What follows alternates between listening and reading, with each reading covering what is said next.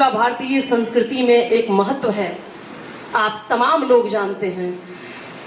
सिंदूर का एक एक कण अपने आप में संकल्प होता है। सिंदूर की ही कहानी कहीं ना कहीं सावित्री ने सत्यवान को मौत के मुंह से छीन कर लाया था, और उसके सुहाग के प्रतीक सिंदूर का ही ताकत था। और वही सिंदूर जब बजरंगबली के शरीर में उसका लेप लगता है तो कहीं न कहीं प्रभु श्री राम के प्रति अपने अगाध स्नेह और समर्पण को दर्शाता है। ठीक उसी रास्ते पे चलते हुए हमारे प्रधान सेवक ने हमारे भारतीय संस्कृति और भारत के जनमानस को देखते हुए और मातृशक्तियों के उजड़े हुए सुहाग को देखते हुए इस ऑपरेशन का नाम सिंदूर दिया। महज यह एक विडंबना मात्र ही है कि आज से 78 वर्ष पहले भारत ने जहां आधी रात को आजादी का उजाला देखा, वही दूसरी तरफ अर्धरात्रि को ही पाकिस्तान का भी जन्म हुआ। जैसा कि आप सब जानते हैं, पाकिस्तान का जन्म और आतंकवाद का रास्ता शायद वो जन्म से ही अख्तियार कर लिया। एक और जहां भारत ने सनातन जीवन पद्धति, परिष्कृत संस्कृति, विरासत, कर्मशीलता एवं पुरुषार्थ के परंपरा का पालन करते हुए विश्व का सबसे बड़ा लोकतंत्र बना। भारत शांति, श्रम और प्रगति का मार्ग चुनकर स्वयं को विश्व की चौथी सबसे बड़ी अर्थव्यवस्था के रूप में विश्व के पटल पर खुद को स्थापित किया। वहीं दूसरी तरफ स्याहदार सोच रखने वाला ये पाकिस्तान 78 वर्षों की लंबी यात्रा के बाद भी आज भी आटा और चावल का मोल कर रहा है। आटे को मोहताज है वहां की जनता।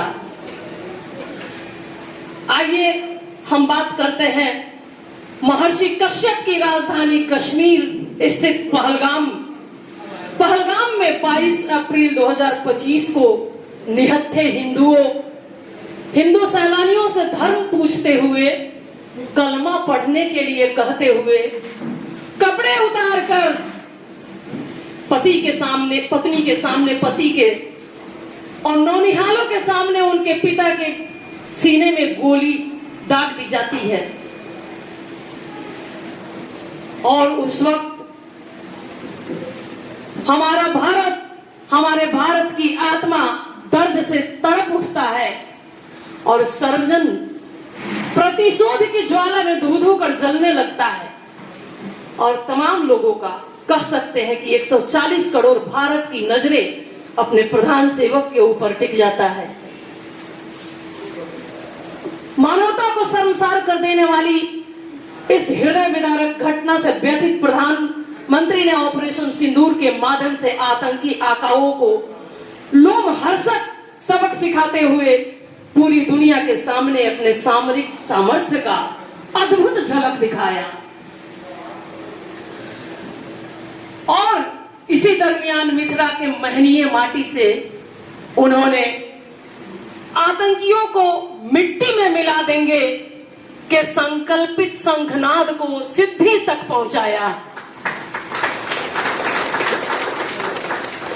आतंकवाद के वैश्विक इतिहास में मित्रों, आप भी जानते होंगे, आतंकवाद के वैश्विक इतिहास में पहला मौका है जब एक आतंकी आका एक कहते हुए, गिड़गिड़ाते हुए कहता है कि मुझको भी क्यों नहीं मार दिया। शायद ये पहला मौका था। मित्रों, ये मोदी के नेतृत्व का नया भारत है। ये नया भारत है। अतः इस कार्य समिति के माध्यम से हम अपने प्रधान सेवक के लिए कोटिशः धन्यवाद और आभार व्यक्त करते हैं। पंडित दीनदयाल उपाध्याय जी कहते हैं कि राष्ट्र जीवन की दिशा में अनेक विषय आते हैं, लेकिन यथार्थवाद, राष्ट्रभाव अगर कमजोर हुआ तो राष्ट्र कमजोर हो जाएगा। मतलब nation first, we last. Nation ही हमारे लिए सब कुछ है। यह मोदी नेतृत्व के बदलते हुए भारत की ही बुलंद तस्वीर है मित्रों, कि आज हम न नजरें झुकाकर बात करते हैं, न नजरें उठाकर बात करते हैं, दुश्मनों की आंखों में आंख डालकर बात करते हैं। आज विश्व के सामने ताजा उदाहरण है धारा 370 हटने एवं ऑपरेशन सिंदूर के प्रहार से दुनिया ने नरेंद्र मोदी के पराक्रम को देखा। नरेंद्र मोदी जी ने अपने देश के नाम संबोधन में स्पष्ट कहा, trade and terror can't go together. Trade भी और टेरर भी एक साथ कभी नहीं, पानी और खून साथ बहे ऐसा कभी नहीं। पाकिस्तान हमें परमाणु शक्ति से ब्लैकमेल नहीं कर सकता है। ऑपरेशन सिंदूर वर्ल्ड ऑर्डर में सशक्त भारत के अधिष्ठापन का एक प्रमाण है। भारत की भूमि पर कंधार विमान हाईजैक एवं पुलवामा जैसे दुर्दांत आतंकवादी घटनाओं को अंजाम देने वाले जैश ए मोहम्मद एवं लश्कर ए तैयबा के मोहम्मद यूसुफ अजहर, मुसद्दिर खादियान खास, इस तरह के बहुत सारे नाम है, लंबा लिस्ट है। मैं तमाम लिस्ट और नाम को पढ़कर आपका वक्त बर्बाद नहीं करना चाहती। मैं अपने प्रधान सेवक के भाव को आपके सामने अभिव्यक्त करना चाहती हूं। आज हमारे देश में आतंकवाद में शामिल हर एक आतंकियों को उनके अंजाम तक पहुंचाने के लिए संकल्पित है। आज हमारे देश के लिए यह जरूरी है कि हम अपने संसाधनों का उपयोग नागरिकों के बेहतर भविष्य बनाने के लिए करें। इसे समझते हुए भारत ने सुरक्षा चुनौतियों का सैन्य जवाब भी दिया। लंबे संघर्ष में ना उलझकर तरक्की के संभावनाओं पर भी कोई आंच आने नहीं दिया। यहाँ बैठे हुए कुछ लोग बड़े ही भावुक उस दिन हुए जिस दिन सीज फायर की घोषणा की गई।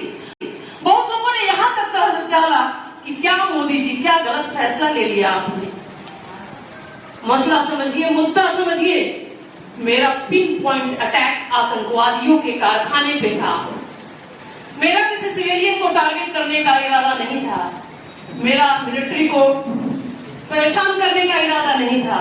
मैंने अपने लक्ष्य को हासिल किया और साथ साथ अपने देश के समेकित विकास को आगे बढ़ाने के लिए अपने युद्ध विराम के फैसला, और ये युद्ध विराम नहीं हुआ है, आज भी ऑपरेशन सिंदूर जारी है। हर आतंकवादी हमला अपने आप में युद्ध माना जाएगा और उसका जवाब हम ऑपरेशन सिंदूर से देंगे। कांग्रेस के शासनकाल में भारत ने के कई हिस्सों में दिल्ली, मुंबई प्रदेश के भीषण इस्लामिक आतंकवाद का चरम देखा। देश की पूर्ववर्ती सरकारें खुलकर हिंदुओं को इसमें परेशान किए, लेकिन 2014 में नरेंद्र मोदी जी के आने के बाद देश को आतंकवाद के समूल नाश का एक महामंत्र मिला। मोदी जी के शब्दों में पर आंसू नहीं बहाता, बल्कि उनके घरों में घुस कर मारता है। उनके घरों में घुस कर मारता है। पुलवामा का प्रतिशोध, बालाकोट के उरी, इस तरह से पीओके के अंदर सैन्य ऑपरेशन के बाद मैं बताती चलूं, कांग्रेस के कालखंड में हम जैसा कि हम जानते हैं कि 9 आतंकवादी अड्डों को हमने तबाह किया, नष्ट-नाबूद किया। उन तमाम 9 सेंटर का नाम लेना जरूरी नहीं है, आप सब जानते हैं। कांग्रेस के कालखंड में रक्षा सौदों के भ्रष्टाचार जग जाहिर था।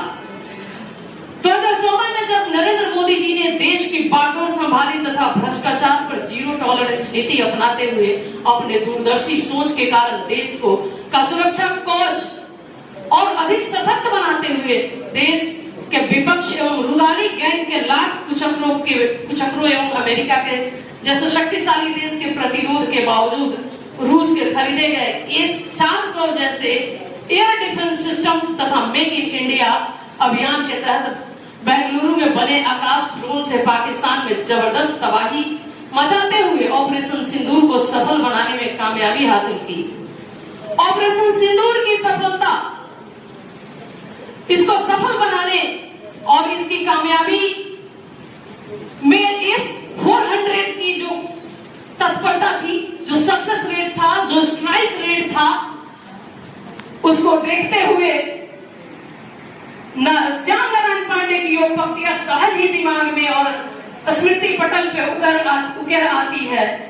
कौशल दिखलाया चालों में, उड़ गया भयानक भालों में, निर्भीक गया वह ढालों में, सरपट दौरा करवालों में।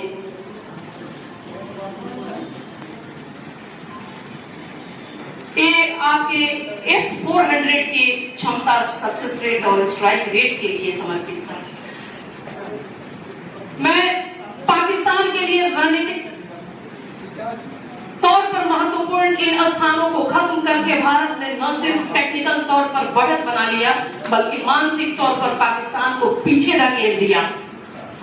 हमारे राजनीतिक जीत का श्रेय भारतीय सेना के तीनों अंगों, थल, जल एवं वायु सेना सहित केंद्रीय सुरक्षा बलों विशेष रूप से जाता है।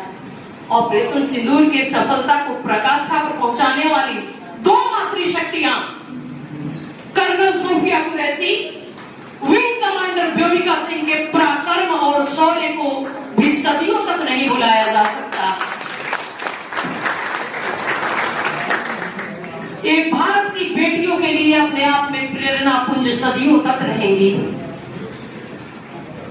सेना के ऐसे वीर जवान जो इस समय सीमा पे मुस्तैदी से मां भारती की सुरक्षा में डटे हुए हैं, उनके लिए मैं दो शब्द कहना चाहूंगी कि आप सीमा पर अकेले नहीं हो। आपके माँ की दुआएं आपके साथ है, आपके पिता का आशीर्वाद आपके साथ है, आपके भाइयों का विश्वास आपके साथ है, आपके गांव के पगडंडियों की प्रतीक्षा आपके साथ है, और इतना ही नहीं, आपके जीवन संगिनी के माथे पे लगने वाले सिंदूर के एक एक कण का संकल्प आपके साथ है। आप कभी अकेले नहीं हो, इसलिए आप अपना काम करते चलो। आज पूरा देश पूरे लाम पर है, आज पूरा देश पूरे लाम पर है। जो जहां है वतन के काम पर है, जो जहां है वतन के काम पर है।